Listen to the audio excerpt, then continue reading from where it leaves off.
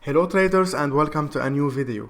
Today I'm very excited as we are going to discuss one of my favorite topics. For those who know me, knows that it's obviously trend lines.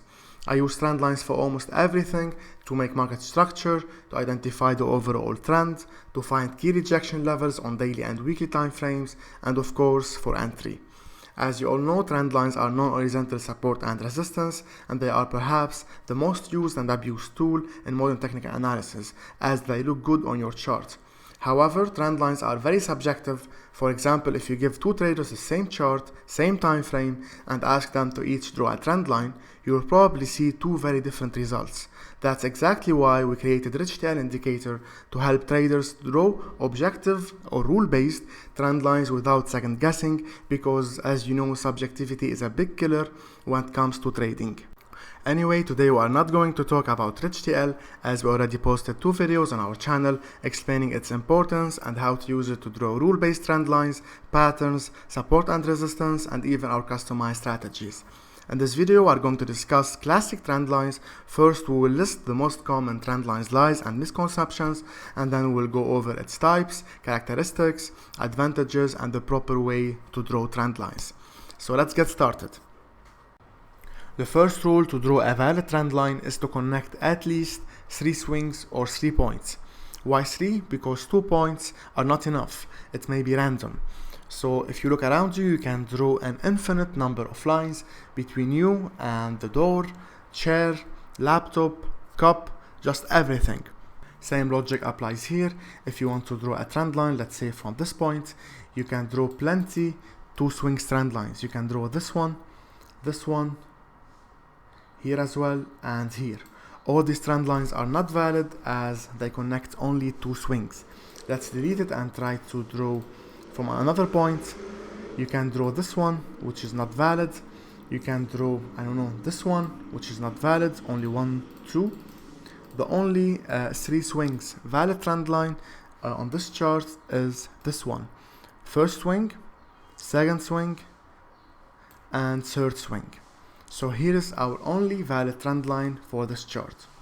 And in case you are wondering why this trend line is not valid, even though it's connecting 1, 2, 3, 4, 5 touches, as mentioned before, our trend lines has to connect at least 3 swings and not candles. So in this case, all this area, all these touches are considered as 1 swing only. So this trend line is connecting only 2 swings. That's our first one, and that's our second swing. So it's not valid. Let's make one more example. This trend line here is not valid, even though it's connecting so many touches. Let's say this one. So 1, 2, 3, 4, 5, 6. So traders consider this trend line as a very strong one. However, it's not valid since all this area here belongs to the same swing. So that's our first swing and that's our second swing, and then it got broken. So this trend line is not valid. In brief, rule number 1, we only draw trend lines that connect at least 3 swings, not candles. Rule number 2, the distance between the swings has to be equidistant or symmetrical. Let's take an example. Here we have a valid trend line 1, 2, 3. And just a quick reminder, the 3 swings used to draw our trend line should not have a candle close on the other side of the trend line. For example, we can't draw this trend line like this as it would be already broken. So wicks are tolerated but not candle close. And as per our second rule, the distance between the swings has to be symmetrical. In other words, the distance between the first swing and second swing has to be almost equal, at least visually, to the distance between the second swing and third swing, which is not the case for this trend line. As you can see, the distance between the first and second swing is much bigger than the distance between the second and third swing. So even though this trend line is connecting 3 swings, it's not valid because the swings are not symmetrical. Since our trend line is not valid, let's delete it and look for a better one. I can see that we can draw this trend line here, first swing, second swing, and third swing, and the distance between the swing is almost visually symmetrical. So that's a typical 3 swings valid trend line. Let's take one last example. This trend line here is not valid, even though it's connecting so many swings, 1, 2, 3, and 4, because price didn't form a new swing around here for the distance between the swings to be symmetrical. Even if we make it like this, 1, 2, 3, 4, it wouldn't be valid as well, as the distance between the swings is not symmetrical. The distance between this swing and this swing is much bigger than the distance between these two swings. Rule number 3, the angle of the trend line has to be below 40 degrees. So let's delete our old trend lines and take an example. Here we go. Here we have a valid trend line, 1, 2, and 3. This trend line is valid as the distance between the first swing and second swing is almost equal to the distance between the second swing and third swing. And if we zoom into lower time frames, we can see that we don't have a candle close below our trend line. That's our first swing, second swing, and third swing. To check its angle, we can use this feature here, lines trend line by angle. Our trend line's angle is 21.5, which is below 40, so it's a typical valid trend line, and any angle above 40 degrees is considered steep and therefore not valid. So let's take an example. If we zoom in, we have this trend line here, 1, 2, 3. It's a valid trend line since it has 3 swings, 1, 2, 3. However, if we check its angle, we can see that it's above 40. It's around 64.2, which is considered steep. Therefore, our trend line is not valid. Rule number 4, just like support and resistance, trend lines are zones on our charts and not lines. Another mistake traders usually make is that they enter at the trendline breakout immediately, which is completely wrong because, as mentioned, trend lines are zones and not laser lines. But don't worry, I will share with you 2 tricks from my customized strategies that will help you avoid false breakouts and treat trend lines as zones. The first trick is to literally treat trend lines as zones. If we zoom in, we can see that we are connecting the wicks, as you can see here and here and here. So the first trick is to treat trend lines as zones. We make an offset for the trend line to cover the previous wicks, and then we'll make an offset to the downside as well, like this. Let's make it a bit bigger. So this way would be treating trend line as zones, as you can see here, and will only enter a sell in this case when the entire zone is broken downwards. The second trick, which I personally prefer and use with my students, is to wait for an extra confirmation for the break below the last swing that forms around our trend line. So we draw it like a zone, and that's exactly why we call it the last swing standing. In this case, we will not need the offset, as we will not enter on the trend line immediately, and we wait for a momentum candle close below our last swing to sell this one in this case.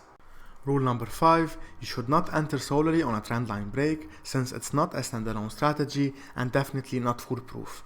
Just like any chart tool, trend lines act as one confluence in your trading plan, and you should only enter if you have other confluences for extra confirmation, like divergence, supply and demand, or key rejection levels from higher time frames. Which brings us to our next rule. Rule number 6, on H4, H1 and lower time frames, trend lines act as trigger. We wait for a break above or below our last swing standing to buy or sell. However, on daily, weekly and monthly time frame, trend lines act as rejection or overall direction, not for entry. Let me give you an example. Let's zoom out to weekly time frame. First of all, we can draw our trend lines on daily, weekly and monthly using 2 swings only, since we are not going to use these trend lines as entry, as trigger, but only for an overall direction. From weekly perspective, price is overall bearish, making lower lows and lower highs, and we can draw this trend line from this swing and this swing. So starting here, we can start to look for sell setups on lower time frames, as price approaches our upper red trend line. Let's make it in blue. And as mentioned, our trend line from weekly acts as key rejection level. So let's zoom into lower time frames and look for sell setups around it. Let's zoom into H4. We already covered this one, so let's scroll back and look for the previous ones. Here's our first one, and we will be looking for sell opportunities. Here's an objective trend line, 1, 2, 3, and the distance between the swings is almost visually symmetrical. Here we go. That's our last swing standing, and our entry would be a candle close below our last swing standing. And as usual, our stop loss goes on the last swing from the other side. Let's look for the other one. Here we go. If we zoom out, we can see that we also have a head and shoulders pattern here. Head, left shoulder, and right shoulder. And here's our neckline. We also have a valid trend line, 1, 2, and 3. Our entry would be a candle close below our neckline and our stop loss above the right shoulder. Last but not least, rule number 7, trend line equal rejection, not continuation, no matter if the trend line is on weekly, daily, H4, or any time frame. Let me explain. On weekly time frame, we had this trend line here. Let's delete our vertical lines and these ones as well. We also have this trend line. Since it's from weekly time frame, we can draw it from 2 swings only, so 1, 2. By trend line equal rejection, not continuation, we mean that if we have a falling trend line, then we are looking for buy opportunities. We are waiting for a momentum candle close above its last swing standing to buy this one. Even if our falling trend line is below price, acting as support. It's not like an horizontal support that after it's broken downward, it becomes resistance. Falling trend lines acts as rejection. We only look for buy opportunities around it and not sell. That's a mistake traders usually make. When a falling trend line is broken downward, think about it like it's getting into an oversold zone to get more liquidity to be able to push price higher. And the same thing goes for rising trend lines. If you have a rising trend line, then we are looking for sell opportunities only. So here's our last swing standing. We even have a head and shoulders pattern here. Even if the rising trend line is above price, we don't look for buy opportunities if price breaks it upward. It's like it's getting into an overbought area for the sellers to get more liquidity to be able to push price lower more aggressively. So long story short, from weekly time frame, if we have a falling trend line, then we'll be looking for objective sell setups around it. Unless price breaks it upwards above its last swing standing, then it would be overall bullish. And if we have a falling trend line below price, then we are only interested in buy opportunities around it. We will not sell if price breaks it downwards. And if we have a rising trend line, we will be looking for buy setups on lower time frames. Unless price breaks it downwards, then it would be overall bearish. And if we have a rising trend line above price, then we are only interested in selling this pair.